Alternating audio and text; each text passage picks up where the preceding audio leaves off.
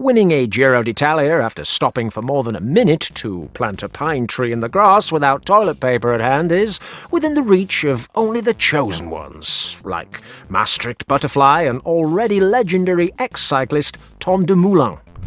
At the age of 31, the world-renowned New Indurain retired anonymously with an abandonment in the Classica San Sebastian, one that nobody remembers anymore. Now, 2 years later, the Dutch rider who looked like he was going to eat the world has decided to imitate great dopers of the past, such as José Manuel Fuente or our friend of the channel, Bjarne Riis, by writing an autobiography, in which, of course, he does not talk about doping, but about some murky episodes within his cycling career, such as a crash suffered in 2012 that made him fear for his own life, or his strange illnesses which he suffered while in the ranks of the Rabobank team.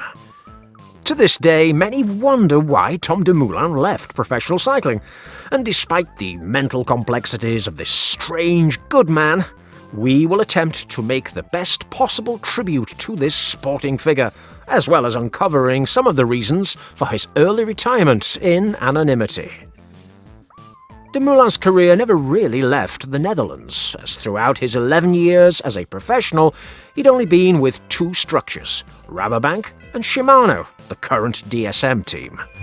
After showing himself to be a good rouleur in the continental team of the Visma Lease bike squad, he then became part of the sprinters train of John Degenkolb and Marcel Kittel, the current anti-doping activist who kept winning stages in the Tour de France, in the ranks of the invincible quickstep, with which the former alcoholic Marion Rousse lover almost won a yellow jersey.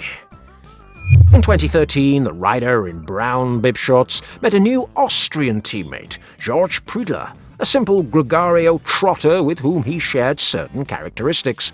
Both were born in 1990 and had a similar physiognomy, and were good rouleurs with a lot of power and ability for time trials, and so they started to strike up a nice friendship for 5 years in that Dutch team.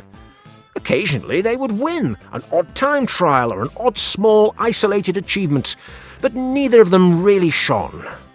Until 2015, when the Giant team, sponsored by the company that advertises hair doping, began to sweep the races on the world cycling calendar.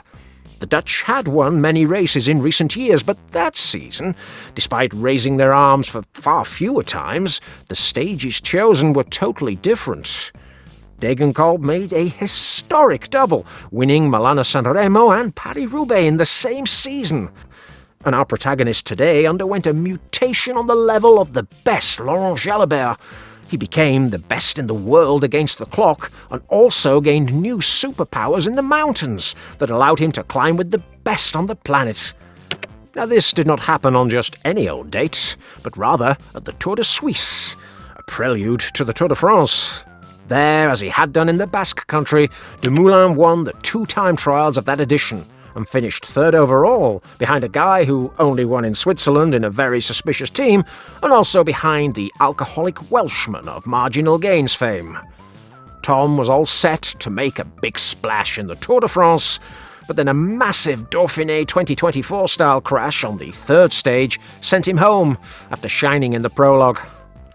Nothing further happened for Tom as regards the Tour, but he would go on to the Vuelta a España, and there he won his first mountain stage, and managed to finish in the top 3 in 2 other stages, and he won the long time trial, but he didn't win the red jersey because of a horrible tactic by the Giant Alpecin team manager on the final day of competition.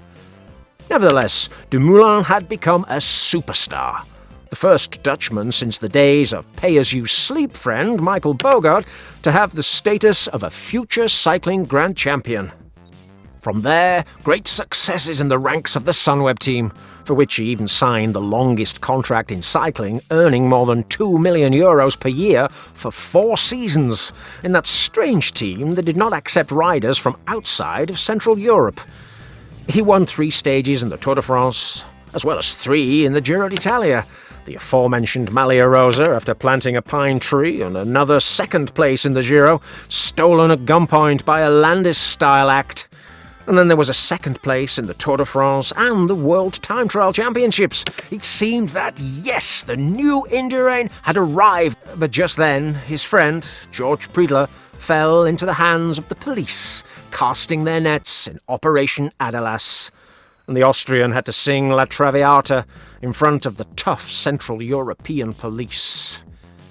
This operation was actually the heir to the legendary human plasma, where the legendary Bernard Cole had ended up confessing his doping in exchange for staining his name forever.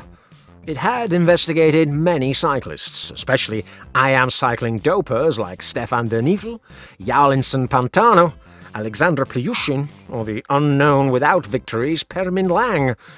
So much for those who say that only the winners are doped. All of them fell.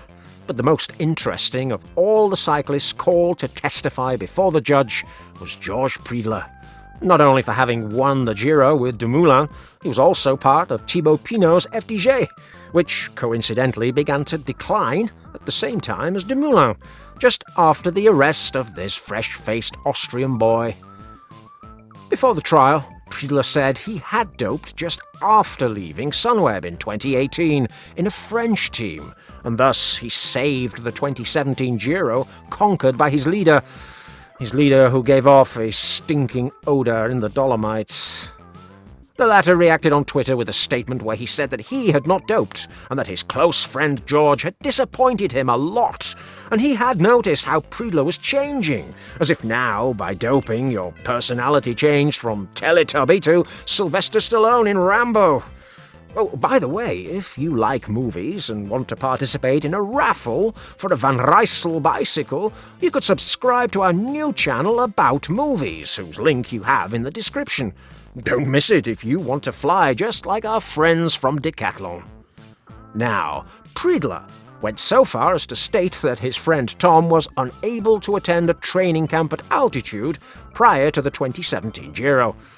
And the prosecutor of Operation Aderlass asked him about that, whether there was any connection between that failure to locate the Dutchman and a possible link to his doping, with more than obvious suspicions that he might be attending a clinic run by a Swiss doctor based in Bern who made a few extra euros from doping pedalists.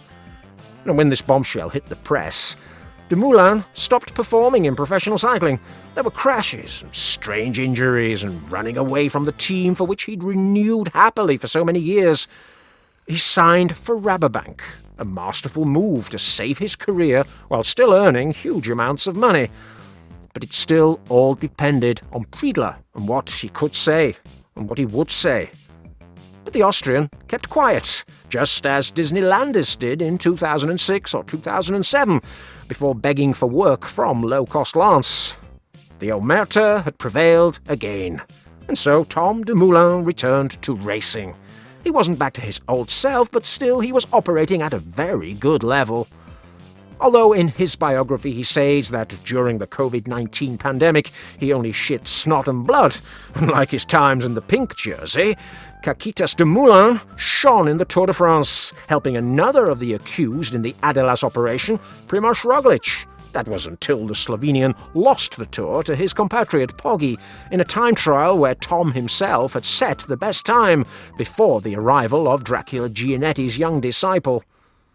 The following year, after another strange retirement, he wanted to make an epic comeback, with his only victory in the ranks of the Rabobank team at that point being the National Time Trial Championships of his country, and he was seeking to achieve Olympic gold against the clock in Tokyo.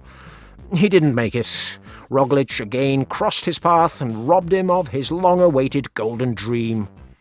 Now, Tom says that he didn't feel comfortable with Rabobank's goals, with the way they worked as a group. Sure, he preferred to go on his own, as Prydler said about that training camp in 2017. Dumoulin says he doesn't like being filmed on those insider documentaries, the ones that help to pay his salary. Yet he was happy to allow himself to be filmed in Colombia by anyone while training, and also far away from his usual Central European training grounds. It's not that he doesn't like to be seen and known. It's rather that, since Prydler was asked about Tom has stopped competing and fighting or even appearing, except for commercials. The day that Prilo was caught, Tom was very, very angry, according to his own statements. However, if George ever tells all, I think, friend Tom, you're going to be even angrier, and for a lot longer. But nevertheless, you can cross that bridge when you come to it. In the meantime, enjoy 40 years of rich retirement.